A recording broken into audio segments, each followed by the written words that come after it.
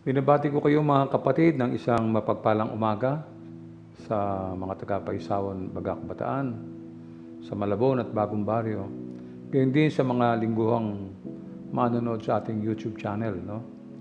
Isang araw naman po ang mabilis na dumating. Sa kagandahan loob ng Diyos, pinagpala tayo na makita ang pagsilay ng araw. No? Habang tumataas po yung araw, naalala natin yung walang hanggang pag-ibig ng Diyos na muli tayong ibabangon sa huling araw sa gitna ng pag-asa. No? Magalak kayo at mapuno ng pasasalamat sa pagkabuhay na muli. Manalangin po tayo.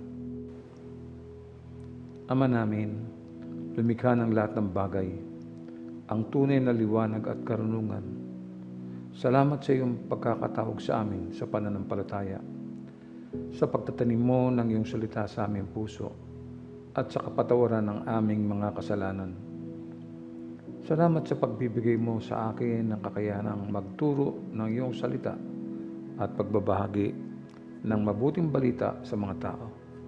Panginoon, buksan mo nawa ang puso at mga isipan ng aking mga kapatid, sa gayon ay manahan ang iyong mga salita. Sa iyo ang kapurihan at ang pasasalamat sa pangalan ni Jesus. Amen. Purihin po natin ang Panginoon. No? Alam nyo, napakasarap na maging anak ng Diyos. Ngayon, alam mo na ang iyong mga karapatan at mga pananagutan. At minsan, parang ding computer yan. No? Bago ka makapasok, kailangan mo ng access code. No? Kapag hindi mo alam yung code, hindi ka makakapasok. Kaya kailangan ingatan natin at tandaan ng mga anak ng Diyos ang code na yan. No? Palagi siyang nasa isipan natin, kaya naman may kapayapaan tayo. Sa umagang ito, no, alamin natin yung ating kapayapaan, bunga ng ating pananampalataya. Ang paksa natin ngayon ay may pamagat na good news para sa iyo. Alam nating lahat na walang mabuting inilalahad ang mga balitang nakakalap natin sa araw-araw. Di ba? Panay na lang masamang balita, left and right. Panay ang batikusan, nagkalat yung mga fake news. No? Hindi mo na tuloy alam kung ano yung totoo, alin ang hindi. No? Walang katapusan mula noon hanggang ngayon. Ganyan lagi. Ngunit iba kapag ikaw ay anak na ng Diyos. No? Iba na po. May kapayapaan. Kahit may kulang sa buhay, hindi po nababala. Sa halip ay nagpapasalamat sa Diyos. Kaya yung mga mananampalataya at tumanggap kay Kristo, maaari nang magdiwang nakasama ang Diyos. Bakit po? Well, unang-una, lahat tayong mga Kristiyano ay Roman number 1, tinanggap ng Diyos. Baka ang ilan sa inyo ay hindi aware, no? Kaya basahin natin ang mga sinabi ni Apostol Pablo sa mga taga-Roma. No? Mahalaga po itong sinabi ni Apostol Pablo sa mga taga-Roma sa Kabanatang 5, talatang 1. Sapagkat napawalang sala na tayo sa pamamagitan ng ating pananampalataya, meron na tayong mapayapang relasyon sa Diyos sa pamamagitan ng ating Panginoong Jesucristo. Kita nyo? Pinawalang sala na dahil po sa ating pananampalataya kay Jesus. No? Mayroon na tayong kapayapaan sa Diyos. Yun po yung bunga nun. No? Dati, tayong mga kaaway, ngunit tinanggap na niya tayo bilang mga anak sa pamamagitan po ng pagkamatay ni Kristo. At bilang kabayaran ng ating mga kasalanan, tayo po ay iniligtas, no? Kamatayan ng kabayaran ng kasalanan. Sukat tayong iligtas ng ating Panginoong Jesucristo. No? At dahil dito, tayo naligtas sa pamamagitan ng kanyang dugo. Tayo ay napawalang sala at wala na ang dating poot ng Diyos sa atin. Maaari na tayong magdiwang kasama ng Diyos. Hindi ba? Bakit ba? Well, ikalawa, Roman number 2, nakapasok na tayo sa kagandahang loob ng Diyos. Ito'y isinulat din ni Apostol Pablo sa mga taga-Roma sa 5:2, no? Basahin natin. Sa pamamagitan ng pagsampalataya kay Jesucristo, tinamasa natin ang kagandahang loob ng Diyos. At tayo nagagalak dahil sa pag-asang tayo'y makakabahagi sa Kanyang kaluwalhatian niyo. Nakita niyo, no? Dahil tayo pinawalang sala na sa pamamagitan ng Jesucristo, tinatamasa na po natin ang Kanyang kagandahang loob. At bukas na ang landas ng pag-asang kamtin ang biyaya o pabor ng Diyos at makabahagi tayo sa Kanyang kaluwalhatian. No? Yun po yun. So, Roma number 3, ibinuhos na ang pag-asang kaloob mula sa Diyos. Ito naman ay itutunghayan natin sa Roma, Kabanatang 5, 3 hanggang 5. Basahin po natin. Di lamang yan, ikikanagagalak din natin ang mga kahirapang ating tinitiis dahil alam natin ito'y nagbubunga ng pagtsitsaga. At ang pagtsitsaga ay nagbubunga ng katatagan at ang katatagan naman ay nagbubunga ng pag-asa. At hindi tayo binibigo ng pag-asang ito sapagkat ang pag-ibig ng Diyos ay ibinuhos na sa ating mga puso sa pamamagitan ng Espiritu Santo na ipinagkaloob sa atin ng Diyos. Ito, punta natin muna yung Roma number 4, may kapayapaan na sa piling ng Diyos. No? Number 1, ang kapayapaan ay resulta ng pananampalataya kay Kristo. Yan. Kailangan pong maunawaan natin ito. No? Kung babasahin lang natin ang Bible lagi, marami po tayong matututunan. No? Kung kailangan talaga nating pagsikapan na araw-araw ay makabasa tayo ng maski ilang mga talata. No? Usually, pag ang isang manggagawa ay nag-a-apply na sa trabaho, siyempre, unang-una gusto niyang malaman yung kung ano yung mga benepisyo o yung pakinabang. So, ganun din sa piling ng Diyos. No? Kapag ikaw ay anak na ng Diyos, may mga nakalaan ng mga benepisyo para sa iyo. No? Tingnan natin, ano-ano nga ba ang benepisyong nakalaan para sa mga anak ng Diyos? Well, ang pananampalataya kay Kristo ay may garantiyang kapayapaan sa piling ng Diyos. Garantiya, yung binanggit ko. Tanungin mo ang sinumang anak ng Diyos at sasabihin sa iyo may kapayapaan siya. Bakit po? Ganito ang paninindigan po ni Apostol Pablo sa Roma 5:1. Uulitin ko. Sapagkat napawalang sala na tayo sa pamamagitan ng ating pananampalataya. Mayroon na tayong mapayapang relasyon sa Diyos sa pamamagitan ng ating Panginoong Jesucristo. Iyon, nakita niyo? Ikalawa, ang kapayapaan ay resulta ng ating paninindigan at pagtitiwala sa Diyos. Iyon, no? Ang paninindigan at pagtitiwala sa Diyos ang nagbibigay ng garantiya ng kapayapaan mula sa Diyos. Ganyan din po ang sinabi ni Propeta Isaias sa 26, no? 3 hanggang 4. Ating puntong hayan, no? Binibigyan mo ng lubos na kapayapaan ang mga may matatag na paninindigan at sa iyo'y nagtitiwala. Magtiwala kayo kay Yahweh magpakailanman, sapagkat ang Diyos na si Yahweh ang walang hanggang kublihan. Malinaw yung sinabi rito sa aklat ng Isaias, no? Yung nagtitiwala ay hindi nag-aalinlangan anuman ang kinakaharap. Anuman yung dumating. Hindi po siya nag-aalinlangan. Kahit saan ka naroon sa buhay na ito, may problema. Hindi po nawawala yan. Ang problema kasi parang anino po yan, no? Hindi ka hihiwalayan yan. Kaya marami sa mga tao ang nababalisa, kundi man natataranta pagka dumating ang problema sa kanilang mga buhay, no? Ngunit, alam ba niyo na hindi ang sinumang na kay Kristo, kaya mahalaga ang sinasabi ni Apostol Pablo sa mga taga-Pilipos sa 4, 6 hanggang 7. Basahin natin. Huwag kayong mabalisa tungkol sa anumang bagay. Sa halip, hingin ninyo sa Diyos ang lahat ng inyong kailangan sa pamamagitan ng panalangin may pasasalamat. Alam niyo, ang talatang ito ay isa sa mga garantiyang ibinigay sa atin ng Diyos. Isa sa mga garantiya, no? May kasiguruhan. At hindi po ito natatapos dito sapagkat kung Itutuloy natin ang pagbasa sa verse 7. Ganito po ang sinabi ni Apostol Pablo.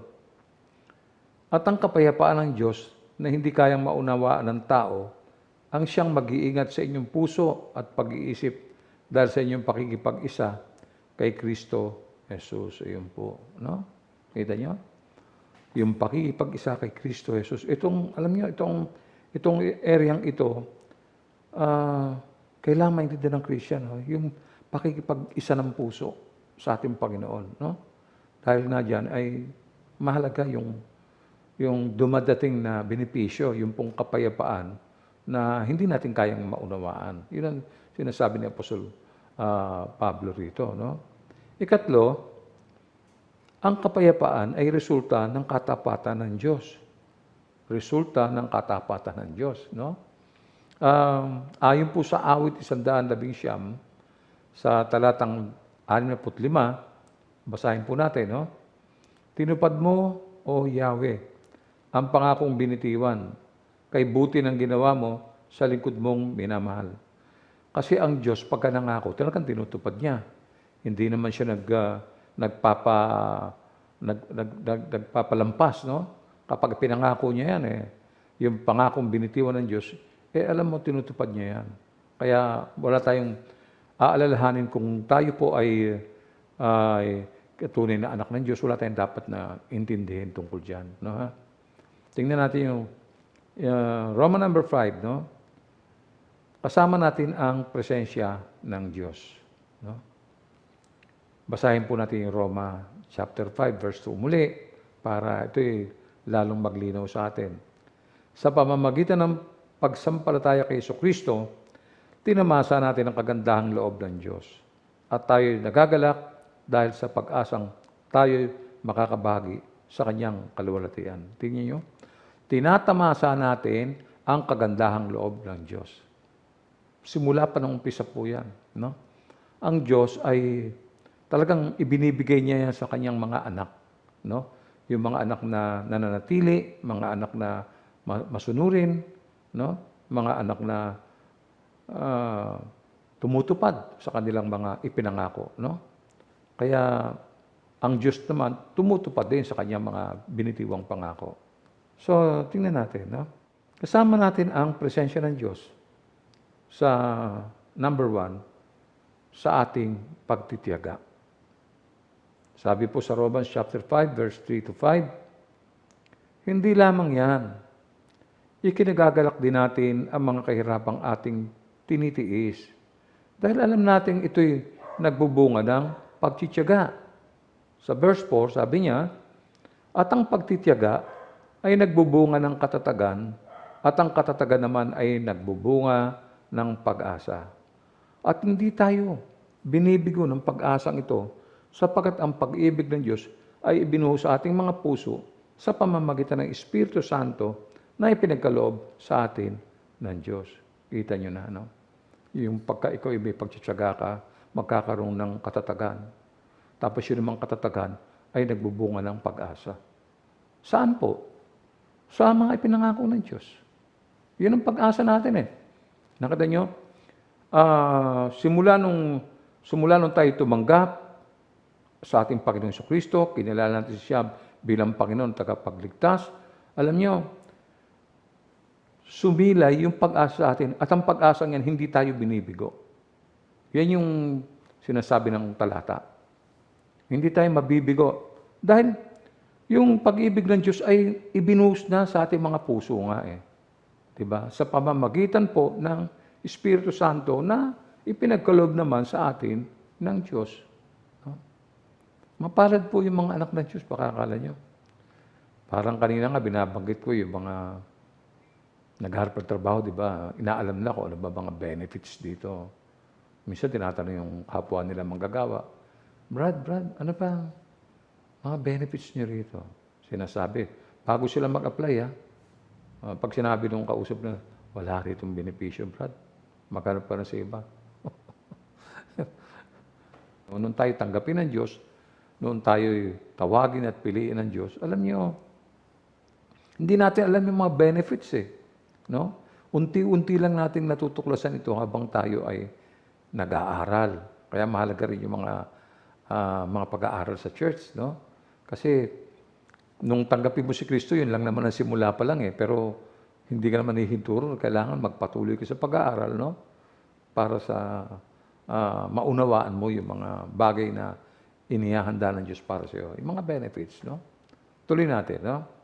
Kasama natin ang presensya ng Diyos sa ating kapayapaan. Yan. Ha? Kasama natin ang Diyos sa ating kapayapaan. Makikita natin na hindi makita yung kapayapaan sa mundong ito. No? Yung mga taong nasa mga malalayong lugar, namimiss nila. Tayo rin pagka matagal tayong napahiwalay sa ating mga minamahal, namimiss natin sila eh.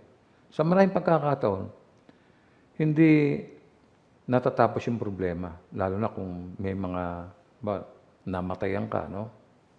O di kaya, dandun sa may burol, no? Sa burol kasi, no? Maraming mga issue sa namatay at magsisiman, sabi nga nila, huli na, no? So, minsan naman, yung nagdadalamhati doon sa patay, no? Sobra yung nararamdamang guilt. Marahil nung nabubuhay yan, malaki pagkukulang niya, no?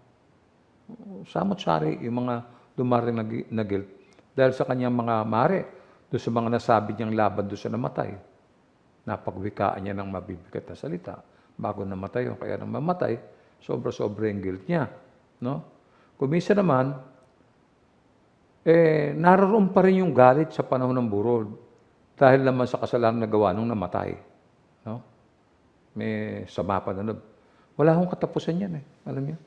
Hindi matapos yung paninisi, yung tampulan, sama ng loob, at yung matindi, yung taniman sa isa't isa. Mabigat po yan. Wala akong kapayapaan dahil sa mga kasalanan. Yun po ang ugat niyan eh. Kuminsan naman kahit puntahan natin yung marami kang pera, marami kang salapi, no? Ang problema, hindi ka naman makakabili ng kapayapaan. So tama ang sinabi ni Propeta Isaiah sa 48:22. Sabi niya, ang sabi ni Yahweh, walang kapayapaan ang mga makasalanan. So yung pong pagiging makasalanan ay hindi lamang humihinto po doon o humihinto dito. No? Kaya hindi makikita ng masama ang Diyos dahil sa kanyang kasamaan. Hindi niya makikita ang Diyos. No? Kahit na magsisigaw pa siya, hindi siya pakikinggan ng Diyos. Si Isaiah may sinasabi tungkol dyan eh. Tingnan natin yung Isaiah 59:2. Ang masasama ninyong gawa, ang dahilan ng pagkawali ninyo sa Diyos. Nagkasala kayo kaya hindi niyo siya makita at hindi niya kayo marinig. Kita nyo?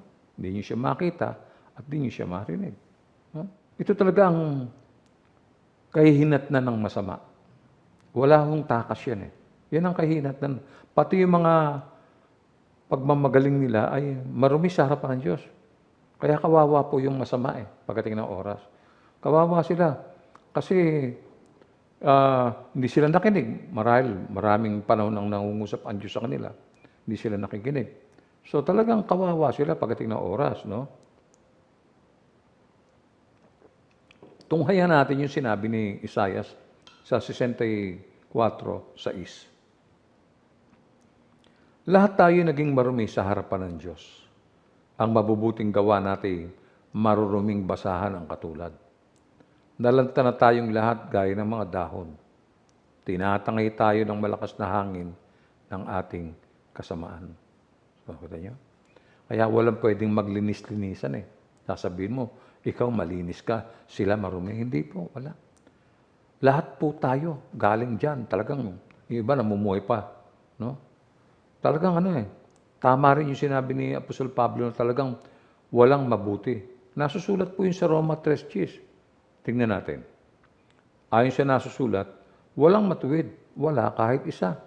Kita mo? Walang matuwid. So, sinong matuwid? Wala. Lahat tayo masama. Lahat tayo mali ang ginagawa. Lahat tayo malayo sa puso ng Diyos. Kinamumuhian tayo, kaaway tayo ng Diyos. Kita niyo ba? Tingnan natin sinasabi ni Apostol Pablo sa Roma 3:23. Ano sabi niya? Sapagkat ang lahat ay nagkasala at walang sino mang nakaabot sa kaluwalhatian ng Diyos. Kita mo? Walang ni isa mang nakaabot sa kaluwalhatian ng Diyos. So lahat talaga tayo parurusahan ng Diyos. Lahat ng mga makasalanan, talagang walang mintis yan. Talagang parurusahan ka, no? Maraming tao hindi naniniwala dyan, no? Pero kung hindi ka man maniwala, wala namang problema ang Diyos dyan, Hahatulan ka rin naman niya pagdating ng oras, di ba? So, alam din natin na ang lahat ng pag-aari lahat ng mga bagay ay pag-aari ng Diyos. Lahat po yan. No? Lahat ng bagay. Alam naman natin sa simula pa, sa aklat ng Genesis, di ba? Siya ang may likha ng lahat ng bagay. Pati yung kaluluwa natin, nakapakingilabot, Isipin mo, wala tayong alam wala tayong kamalay-malay. Ang Diyos ang siyang nagmamay-ari ng lahat ng bagay. Kaya sinabi ng Panginoon yun Dito sa aklat ng Ezekiel 18:4, pakinggan niyo kung ano sinasabi ng talata. Akin ang buhay ng lahat ng tao, maging sa ama o sa anak, at ang kaluluwang magkasala ay mamamatay. Kita mo na, no? Lahat ng kaluluwang magkasala, mamamatay. Walang mintis po yan, no? Tsaka alam mo, hindi gagawin niya ng Diyos nang walang dahilan. Meron dahilan yan. Ikaw ba naman, papaluin mo ba yung anak mo? Pagagalitan ba anak mo kung walang ginagawa? Kung walang ginagawang masama? Di ba? So, may dahilan kung ba't ginagawa ng Diyos yan. Bakit nga ba? Tingnan natin. Roma 6:23, unang bahagi. Sapagkat kamatayan ang kabayaran ng kasalanan. Yun. So, ganun talaga ang kalikasan ng tao no? Matigas ang kokote. Matigas talaga ang ulo. Opo, naku, napakatigas. Wala nang tatalo sa mga tao. Lalo nga sabi nila yung mga Pilipino, pinakamatitigas ang ulo. No? Hindi kinikilala yung nagbigay sa kanya ng buhay. Hindi niya naisip yun Sino ba siya? Sino ba nagbigay sa kanya ng buhay? Sa halip, siya po'y hinamak at hindi pinahalagahan ng tao. Mapakahabang panahon yan. Hindi man lang binigyang halaga ang Diyos na nagbigay ng buhay sa kanila. Tingnan natin yung Isaiah 53, 3-6. No? Hinamak siya ng mga tao at itinakwil. Nagdana siya ng hapdi at hirap. Wala man lang pumansin sa kanya. Binaliwala natin siya na parang walang kabuluhan. Tunay ngang inalis niya ang ating mga kahinaan. Pinagaling niya ang ating mga karamdaman. Subalit inakala natin iyo'y parusa ng Diyos sa Kanya. Ngunit dahil sa ating mga kasalanan, kaya siya nasugatan. Siya ay binugbog dahil sa ating kasamaan. Tayo ay gumaling dahil sa pahirap na dinanas niya at sa mga hampas na kanyang tinanggap. Tayong lahat ay tulad ng mga tupang naliligaw. Nagkanya-kanya tayo ng lakad. Ngunit, ipinataw ni Yahweh sa kanya ang kaparusang tayo ang dapat tumanggap. Kita niyo? Hindi alam ng tao ang mga bagay na ginawa ng Diyos Wala tayong kamalay-malay. Mas nga yung mga Israelita Isipin ninyo, maliwanag naman na yung bayan ng Panginoon ang nagpapatay sa kanya Nakita niyo? Hindi nila kinikilala ang Panginoon. Samantalang, di ba? Dahil sa kanila, napatay ang Panginoon, di ba? Kaya hindi nila alam yung mga ginawa ng Panginoon sa kanila. No? So, ang tanong siguro bakit ginawa ito ng Diyos? Tingnan natin. Sa 2 Korinto 5:21. Hindi nagkasala si Kristo.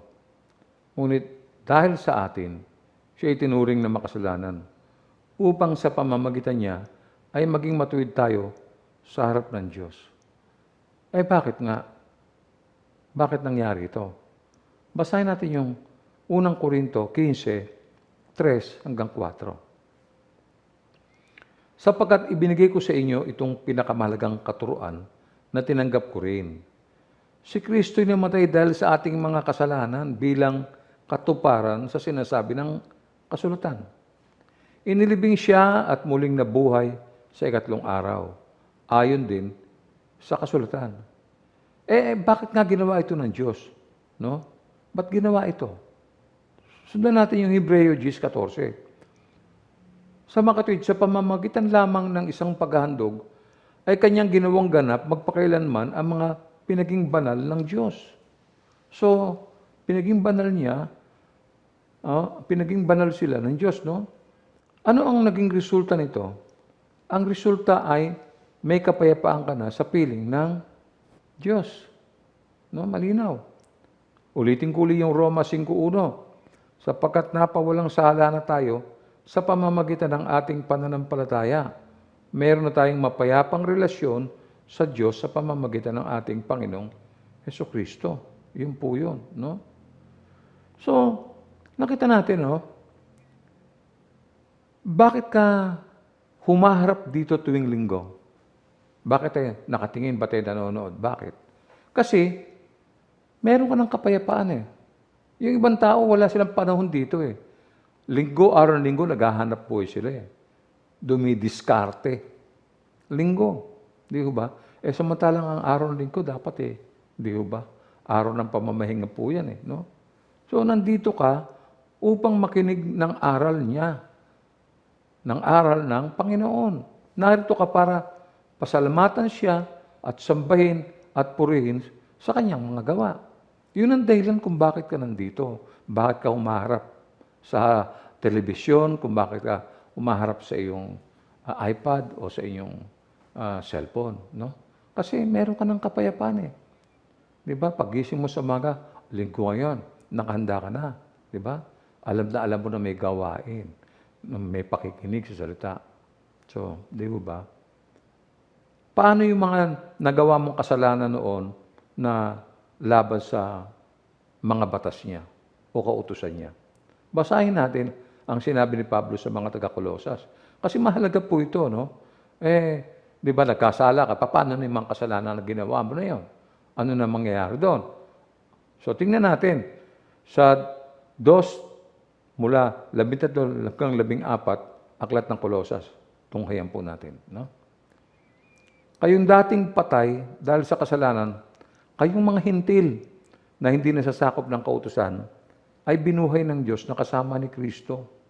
Pinatawad niya ang ating mga kasalanan at pinawalang bisa ang lahat ng isulat na alituntunin laban sa atin, pati ang mga pananagutang kaugnay nito. Pinawi niya ang lahat ng ito nang ipako siya sa krus. Kita mo na. Yung mga kasalanan mo dati, mga nagawa mo, di ba? Tayo nga, lumalabas tayo, yung mga hintil, no? At hindi tayo nasasakop ng kautusan. No? Sukat ba tayong buhayin kasama ni Kristo? So, pinatawad niya tayo sa ating mga kasalanan at pinawalang bisa niya ang lahat ng naisulat doon sa alituntunin laban sa atin. Nakita niyo? Pinawi niya ang lahat ng ito nang ipako siya sa krus. Kaya ang Christian merong kapayapaan eh. Kita mo? Hindi ka na nag-iintindi katulad ibang tao na ligtas kaya ako? Nako, paano kung mapunta ako sa impyerno? Mahirap, di ba? Mag-aalala ka pa niya dahil dyan sa pag-iisip na yan eh. Di ba? Pero yung mga Christians, yung sinasabi ko yung mga anak na Diyos, ano po yan, wala na pong, hindi na po sila nag-iisip ng tungkol dyan. May kapayapaan na sila. Alam nila na isang araw, mamamatay sila dahil wala namang matitira dito ng buhay eh. Lahat na tayo mamamatay eh. Alam niya na kung siya ay mamatay, alam niya makakapiling niya ang Diyos. Yun ang maganda riyan, no? So, may katwiran ba ang Diyos sa kanyang ginawa? Bakit kailangan gawin niya ito? Tingnan po natin yung Roma 6:23. Pakinggan niyo. Sapagkat kamatayan ang kabayaran ng kasalanan. Ngunit, ang libreng kaloob ng Diyos ay buhay na walang hanggan sa pamamagitan ni Jesus na ating Panginoon. Nakita niyo na? Nakita niyo? Ang liwanag, ano? Magkakasunod siya, no? Nakita natin talaga yung kung ano nangyari, no? Tayo ay dapat tayo hatulan tayo ng Diyos ng kamatayan, eh, no? Yun yung kabayaran, eh, ng kasalanan, eh. Pero alam mo, binaliktad niya, iba. Ngunit, ang sabi niya, ang libreng kaloob ng Diyos ay buhay na walang hanggan. At ito ay sa pamamagitan ni Kristo Jesus na ating Panginoon. Kita nyo na? Kita nyo?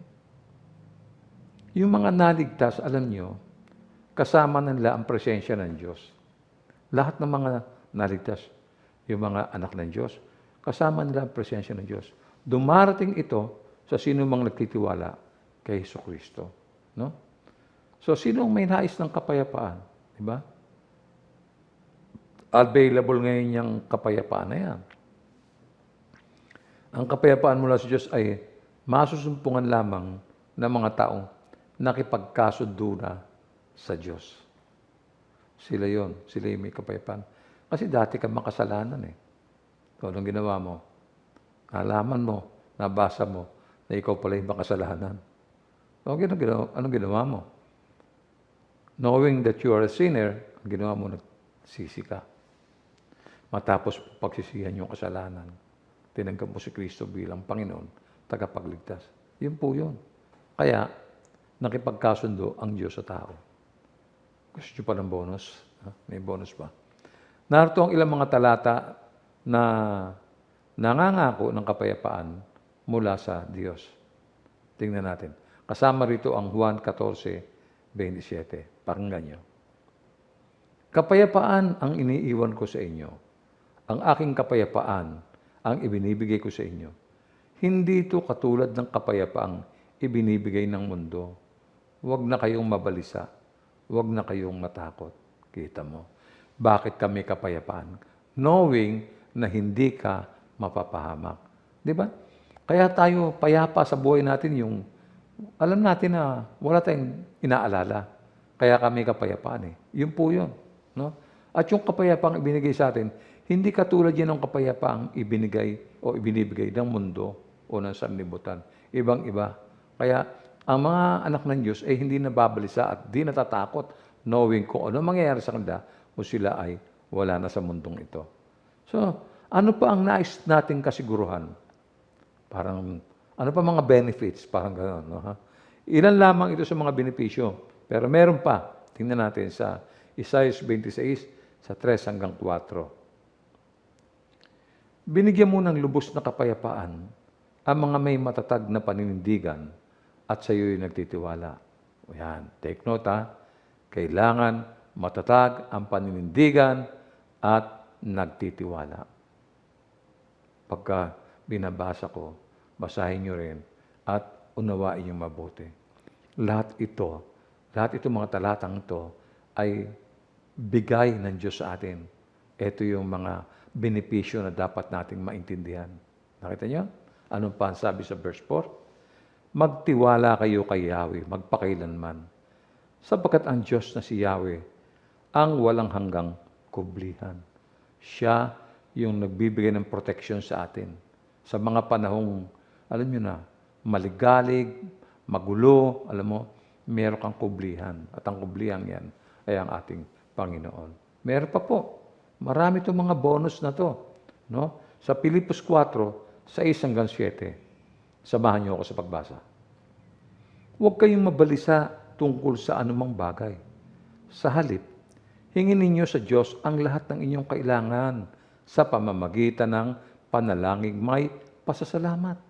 At ang kapayapaan ng Diyos na hindi kayang maunawaan ng tao ang siyang mag-iingat sa inyong puso at pag-iisip dahil sa inyong pakikipag-isa kay Kristo Jesus.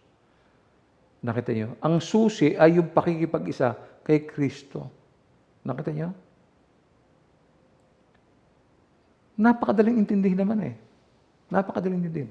May mga ilang mahalagang bagay na pangangailangan ng tao upang manatili siyang buhay. Ano ba yung mga pangangailangan ng tao para manatili siyang buhay? Unang-una, siyempre, yung pagkain. Yung tubig, yung tirahan, saka damit. May mga bagay din na mahalaga sa spiritual na buhay. Meron.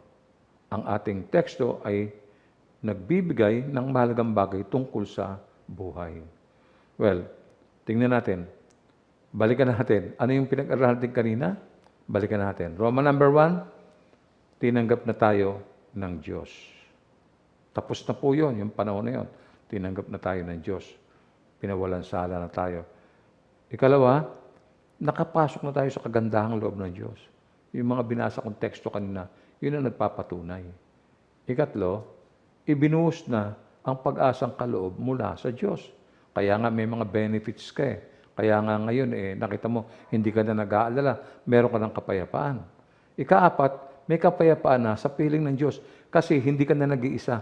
Ang sabi rito, sa piling ng Diyos. In short, kasama mo na ang Diyos araw-araw. Di ba? Hindi niya pababayaan ang anak niya. Yung mga lakad mo, sasamahan ka ng Diyos. Iingatan ka ng Diyos. At yung huli, kalima, kasama natin ang presensya ng Diyos. Kaya nga ang Diyos, hindi siya mahirap hanapin. Di ba? Ano po siya anytime na tumawag ka sa kanyang pangalan, no, pakikinggan ka niya. Anytime na may kailangan ka, may tulong, whatever, tumawag ka. Hindi siya malayo Kasama natin yung presensya niya Alam mo, yan ang sinasabi ko na masarap kapag ikaw ay anak ng Diyos.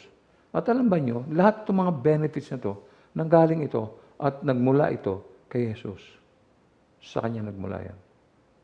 Lahat ng bagay na kailangan natin upang makamtan ang espiritual na tagumpay ay makakamtan lamang natin sa pamamagitan ng Panginoong Hesukristo. Sapagkat, letter A, may plano. Kita nyo? Romans 5:6. Sapagkat nung tayo'y mahihina pa, namatay si Kristo sa takdang panahon para sa mga makasalanan. Pero mo yun, nung tayo ay mahihina pa, no? Nung tayo mga makasalanan pa, isipin ninyo, sinamahan tayo ng Panginoon. May plano siya. Hindi mo pa alam, hindi pa siya nakikilala, no? Namatay, hindi natin alam na hindi pa tayo nakakilala sa Panginoon, meron na pala siyang plano at sa kanyang kamatayan, no? Naligtas tayo. Wala tayong malay noon. Noong palang panahon yun, namatay na pala si Kristo sa atin para sa ating mga makasalanan. Pero ngayon, ang galing ng plano ng Diyos, no? Ikalawa, no, letter B, may halaga. Basahin natin, ano itong mahalagang ito? Roma 5:7-8. Mahirap mangyaring ialay ni numan ang kanyang buhay, alang-alang sa isang taong matuwid. Kahit na maaring may mga has na gumawa nito, alang-alang sa isang taong mabuti.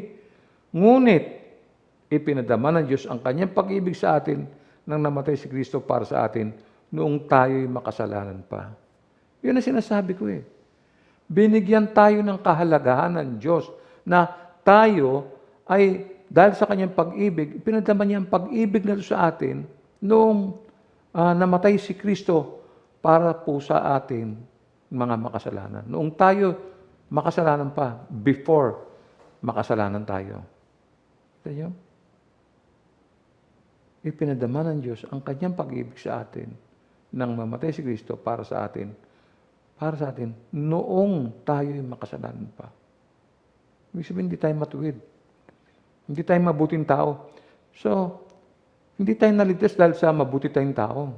Hindi tayo naligtas dahil alam natin ang kautusan at sinusunod natin. Hindi po. Ang totoo pala nun noong pa makasalanan tayo namatay na si Kristo para sa atin. Isipin niyo. Ano pa? Sa letter C, may pangako. Ano yung pangakong ito? Sa Roma 5:9. Kaya't sa pamamagitan ng kanyang dugo, tayo ngayon ay napawalang sala at tiyak na maniligtas tayo sa puot ng Diyos. Yan yung pangako. Hindi na po tayo makakaranas ng, alam mo, kaya kita mo yung paksa natin, may kapayapaan Kasi hindi na po tayo dadaan dyan Tayo mga napawalang sala, ligtas tayo. Wala nang, pati yung puot ng Diyos, wala na. Hindi na tayo dapat mag-alala dyan, di ba? Pagka tayo nga nagkasala sa isang tao, di ba nagtatago tayo at ayaw natin magpakita. Tayo hindi natin kailangan gawin yun. Tapos na po lahat yan. Yung dugo niya ang siyang nagpalaya sa atin. Yung dugo niya ang nagpawalang sala sa atin. Kaya tiyak na maliligtas tayo sa puot ng Diyos. Wala na. Wala ka nang alalahanin, kapatid. No? Alala mo yung mga kasalanan mo nung araw? Naku, kung di mo nakalala ang Panginoon Kristo, sisingilin sa iyo yan. Kawawa ka, no? Meron pang dagdag na bonus ngayong linggo, no? Narito ang 5 di matitinag na mga katotohanan na hindi nagbabago sa ating buhay, ano man ang mangyari. Ito po yung good news, no? Number 1, meron tayong di matitinag na katubusan. As I've said, tapos na po yan. Yung katubusang yan, hindi matitinag yan. Tapos na yan. Tapos na yung deal. Wala na. No? Ikalawa, meron tayong di matitinag na pagbabagong buhay. Kita niyo po yun. Ganito ang paliwanag ni Apostol Pedro. Apostol Pedro sa unang Pedro 1:23. Sabi rito, sapagkat muli kayong isinilang, hindi sa pamamagitan ng kapanganakang may kamatayan, kundi sa bisa ng buhay at di nagbabagong salita ng Diyos. Kita nyo na? Di matitinag na pagbabagong buhay. Alam nyo, kung intindihin nyo lang yung sinasabi ko, kung kayo ay magbabasa lagi ng Bible, matutuwa kayo. May enjoy ninyo. May mga taong mahilig magbasa ng dyaryo, magazine. Iba naman yung mga kung ano-ano pang babasahin, no? Wala ka namang mapupulot doon eh. Sa totoo lang. Puro ligalig at saka sama ng loob. Pagising sumang, magbukas ka ng dyaryo, masusuya ka eh. Kasi ang gulo. Di ba? Nainis ka, no? Tinakpan mo yung dyaryo. Inalis mo, tinapon mo. Bukas ka ng TV. Nako, ayun pa isa. Katakot-takot na naman na walang mapapanood sa TV. Wala ka makukuha ang good news dyan. Puro gulo, puro drama, iyakan, sampalan, di ba? Parilan, habulan. Wala ka papala dyan. No? Talaga namang, ang sarap eh. Kaya pag ikaw yung natubos na ng Diyos, hindi ka na makakaranas ng, kaya wala ka na rin interest eh. Ang gagawin mo na lang, magbasa ka ng Bible. Basahin mo yung Bible kasi ang Bible, nagmumulat ng kaisipan. Lahat ng mga maling kaisipan natin, sinasaayos ng Biblia. Ano niyo yun? Ikatlo, meron tayong di matitinag na pagkabuhay na muli. Yan. Di matitinag na pagkabuhay na muli. For sure po ito, for sure yan. No? Ganito ang sinabi ni Apostol Pablo sa unang Tesalonica 4:14-18. Tunghayan natin, ha? Dahil naniniwala tayong si Jesus ay namatay at muling nabuhay, naniniwala din tayong bubuhay ng Diyos ang lahat ng namatay na sumasampalataya kay Jesus upang isama sa Kanya. Yan. Diyan muna tayo. Naintindihan niyo ba yung binasa natin? No? Naniniwala raw tayo na si Jesus ay namatay at muling nabuhay. Dead, bumangon ulit. Alright? Naniniwala din tayong bubuhayin ng Diyos ang lahat ng namatay na sumasampalataya kay Jesus upang isama sa Kanya. Yung mga taong yan, isasama niya. Ito yung sinasabi nating rapture. Yan po yan. Kita nyo? Puntahan natin yung verse 15. Ito ang katuruan ng Panginoon na sinasabi namin sa inyo. Tayong mga nabubuhay pa, tayong mga natitira pa, hanggang sa pagparito ng Panginoon ay hindi mauna sa mga namatay na. Yun. Ang linaw, no? So, babalik ang Panginoon. Ha? Babalik ang Panginoon. No? At bubuhay ng Panginoon ang lahat ng mga namatay. No? At pagkatapos, tayong mga nabubuhay pa, tayong mga natitira pa, no? Sa pagparito ng Panginoon ay hindi mauna doon sa mga namatay na. So, una sila, tayo buhay pa, pagdating ng Panginoon, yung mga namatay na, yun ang unang-unang ibabangon ng Diyos. Sa verse 16, sa araw na iyon, kasabay ng malakas ang utos ng tinig ng arkanghel at ng tunog ng trumpeta ng Diyos, bababa ang Panginoon mula sa langit. Ang mga namatay na sumasampalataya kay Kristo ay bubuhayin muna. Yun. Pagbaba ng Panginoon, bubuhayin niya yung mga namatay. Yun. Yung mga nabubuhay naman, nandiyan, naka-standby ka lang. No? So yung mga namatay, yun ang bubuhayin na muli.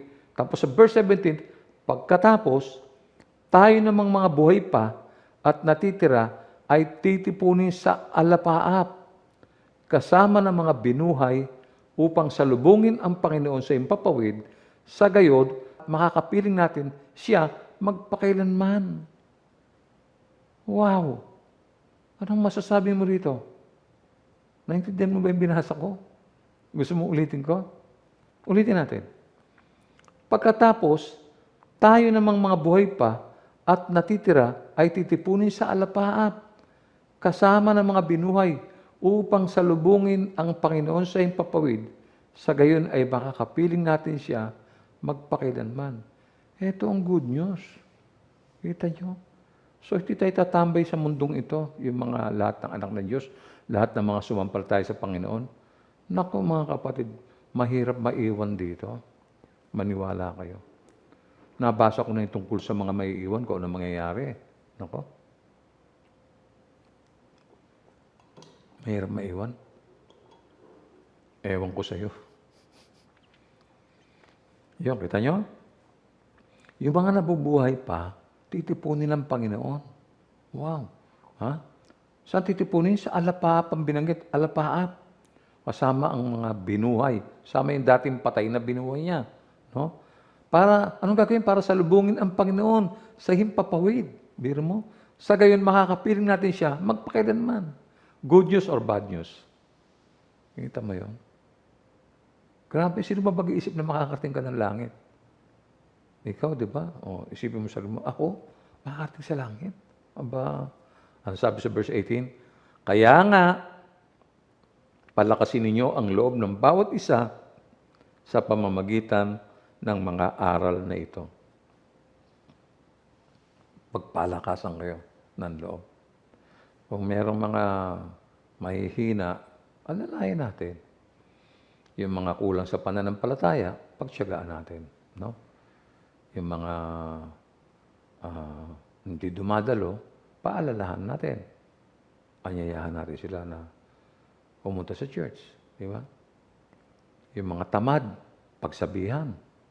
Di ba? Nakaka-bless nga nung Wednesday. Kasi sa kauna-unahang pagkakataon, nagkatipon-tipon uli ang mga kapatid sa church. Ba, maganda ang bilang. Pero, tsaka, kung mapapansin naman ninyo, sinunod naman natin ang patakaran ng IATF, di ba? Wala naman tayong sinuway doon Meron tayong social distancing, nakasuot naman ng mga mask ang mga kapatiran, no? At hindi naman sila nagsasalita, nakaupo lang, kaya hindi na kailangan yung face shield. Kasi yung face shield, para pag kami nakaalpas na laway doon sa may mask at lumampas pa, tatama lang doon sa may shield. Wala naman nagsasalita mga kapatid. Nakikinig lang sila. Kaya, na-bless ako pa. Ako personally, na-bless ako. Kasi nakita ko na naman yung mga kapatid. Hoy, nakakatuwa. Kasi ang dami pong tumaba talaga. Grabe. Bunga po yun ng matagal na pagkakabinbin sa loob ng bahay. Walang ginawa yun kundi kumain ng kumain. Anyway, mabuti naman yun kaysa, di ba? Kapitan ng COVID, di ba?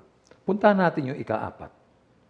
Meron tayong di matitinag na pagsasama.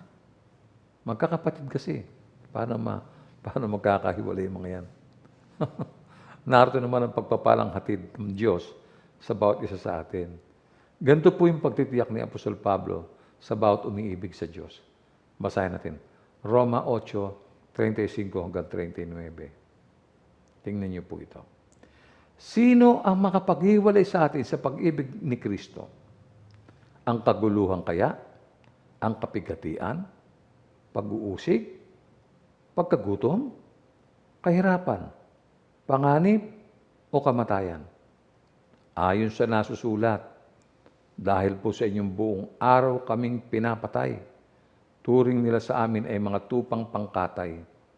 Hindi, Sa lahat ng mga ito, tayo siguradong magtatagumpay sa pamamagitan niya na nagmamahal sa atin. Sapagkat natitiyak kong walang makapaghihiwalay sa atin sa kanyang pag-ibig. Kahit ang kamatayan, ang buhay, ang mga anghel, ang mga pamunuan, o ang mga kapangyarihan, ang kasalukuyan o ang hinaharap, ang kataas-taasan, ang kalaliban, o alinmang nilalang ay hindi makapaghihiwalay sa atin sa pag-ibig ng Diyos na ipinagkaloob sa atin sa pamamagitan ng Jesucristo na ating Panginoon. Wala na. No way. Hindi na tayo pwedeng magkahiwalay pa o mahiwalay sa Panginoon. Wala makapaghiwalay sa atin sa pag-ibig ng ating Panginoong Jesucristo. Pasalamat po tayo sa Diyos, no? Meron pa. Di pa tapos, no? Nakahanda na ba kayo at nananabik sa pinakamalaking bonus sa lahat? Ito ang bonus. Number 5, mayroon tayong di matitinag na tirahan. Ito yung mga walang bahay. Sa kagiba-giba ang bahay, mayroon ka ng tirahan. Basahin nga natin ito, Pahayag 21, 1 hanggang 5. Pagkatapos nito, nakita ko ang isang bagong langit at isang bagong daigdig. Wala na ang dating langit at daigdig. Wala na rin ang dagat. At nakita ko ang banal na lungsod, ang bagong Jerusalem na bumababa mula sa langit buhat sa Diyos, gaya ng isang babaeng ikakasal. Maganda ang bihis at handa na siya sa pagsalubong sa lalaking kanyang mapapangasawa. Narinig ko ang isang malakas na tinig mula sa trono. Tingnan ninyo, ang tahanan ng Diyos ay nasa piling na ng mga tao. Maninirahan siyang kasama nila at sila'y magiging bayan niya. Makakapiling nilang palagi ang Diyos at siya ang magiging Diyos nila. Bonus, no? Di naman yun. Makakapiling natin palagi ang Diyos. At siya ang magiging Diyos natin. Hindi nagbago, no? Galing. Ito pa. At papahiringan niya ang bawat luha sa kanilang mga mata. Wala nang kamatayan, dalamhati, pagtatangis, at paghihirap, sapagkat lumipas na ang mga dating bagay. Wala na po. So, wala na magkakasakit. Ano bang pakialam ko sa COVID? Pag nasa langit ka na, anong COVID? Walang COVID dyan. Walang tuberculosis dyan, walang diabetes dyan. Ay, nako. Ano pa? Sabi sa verse 5, pagkatapos ay sinabi na nakaupo sa trono, pagmasdan ninyo, binabago ko na ang lahat ng bagay. At sinabi niya sa akin, isulat mo, maaasahan at totoo ang mga salitang ito. Salamat, praise God. Sipin mo, sabi kay Juan, isulat mo. Pero mo, grabe oh. Maaasahan at totoo ang mga salitang ito. Grabe. Na-imagine mo ba? Na yung mga kahirapan mo sa lupa, kaya panandalian lang yan eh. Wala kang pera, minit ang ulo. Mayaman lang yan. Sa araw magkakapera ka rin. Pag may problema, huwag natin masyadong dibdibin. No? Sabi ko nga, yung kasing problema yan, parang anino yan eh. Hindi ka hihiwalayan yan eh. Sa kahit siyang pumunta, nakabuntot yan eh. No? Kaya, ito, intindihin mo. Yung sinabi niya kay Juan, isulat mo, maaasahan at totoo ang mga salitang ito. Pag sinabi ng Panginoon, Diyos yan, sure ball yan. Wala na akong problema yan. No? Ano pa? Meron pa. Pahayag 22, 1 hanggang 5. Ipinakita rin sa akin ng anghel ang ilog ng tubig na nagbibigay buhay. Ang tubig nito na sinlinaw ng kristal ay bumubukal mula sa trono ng Diyos at ng Kordero. At umaagos sa gitna ng lansangan ng lunsod. Sa magkabilang panig ng ilog ay may punong kahoy na nagbibigay buhay. Ang bunga nito'y iba't iba bawat buwan at nakapagpapagaling naman sa sakit ng mga tao ang mga dahon nito. Wala roong makikitang anumang isinumpa ng Diyos makikita sa lungsod ng trono ng Diyos at ng Kordero at sasambahin siya ng kanyang mga lingkod. Makikita nila ang kanyang mukha at masusulat sa kanilang noo ang kanyang pangalan. Do'y wala ng gabi, kahit hindi na sila mangangailangan pa ng mga ilaw o ng liwanag ng araw, sapagkat ang Panginoong Diyos ang magiging ilaw nila at maghahari sila magpakailanman. Anong tawag mo diyan? Mapalad? Ang babaw pagka mapalad lang. Mababaw yun. Anong tawag mo rito? Masagana? Parang wala tayong salitang maisip na maihahambing natin sa lahat ng mga biyayang kaloob na ito ng Diyos. Siguro hindi pa naisusulat yung salita para mag-describe ng lahat ng mga bonuses, no?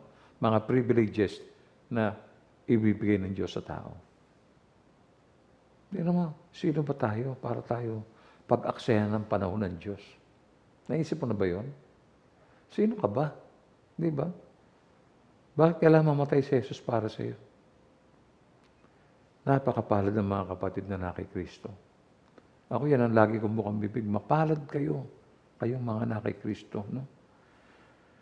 Katunayan, sa kabila ng malaganap na panganib, sa sakit na hatid ng COVID-19, hindi po nalilimutan ng Diyos ang kanyang pangangalaga at pag-aaruga niya sa mga anak niya. Naghahatid siya ng lubos ng kapayapaan mula sa kanyang mga salita. Alam niyo, dapat natin pasalamatan at purihin ang Diyos na nakay Kristo Jesus. Anong dapat natin gawin sa buhay na ito ngayong may COVID? Ngayong hindi pa talaga tuluyang umaalis, no? May nabalitaan nga ako na COVID-free na raw yung Caloocan City. Sa tingin ko, hindi pa lubos, no? Mag-ingat pa rin tayo, no? Huwag tayo magpabigla-bigla. Magsuot pa rin ng face mask, no? Manalangin, at gawin yung mga gawain sa Panginoon. Itong lahat ng mga inilahad na ito na salita ng Diyos ay mga bagay na hindi man lang dadapo sa isipan natin. Hindi natin alam na ganito pala ang plano at programa ng Diyos sa ating lahat. Napakapalad natin. Sobrang palad natin. No? Naghatid siya ng lubos na kapayapaan sa pamamagitan ng kanyang salita. Kaya kailangan natin talagang pasalamatan siya, no? Sa lahat ng mga bagay na ipinagkakalob niya sa kanyang mga anak. Magtiyaga ka, kapatid. Pag walang ginagawa, basa ng Bible. Huwag mong kalimutang manalangin at ipahayag ang Ebanghelyo ni Kristo sa mga mahal mo sa buhay, sa iyong mga kapitbahay, yung mga kalugar mo, sa iyong mga kamag-anak. Gaano man sila kalayo, naabot na sila ng text ngayon. Naabot na sila ng mga makabagong teknolohiya. Magtiyagaan mo. Isang araw, itong mga narinig mo ngayong umaga ay mangyayari. Magaganap. Tayo po'y manalangin. Sana ang kamay ng Ama ang pumatnubay sa inyo upang hindi kayo madapa. Ang mga yapak ni Jesus ang sundan ninyo ng may pagtitiwala at ang apoy ng Espiritu ang magbigay ng alab at init at susubaybay sa inyong paglakad kasama ang Diyos sa araw na ito. Ang salita nawa ng Diyos ay manatili sa inyong mga puso at labi. Luwalhatiin natin ang Panginoon.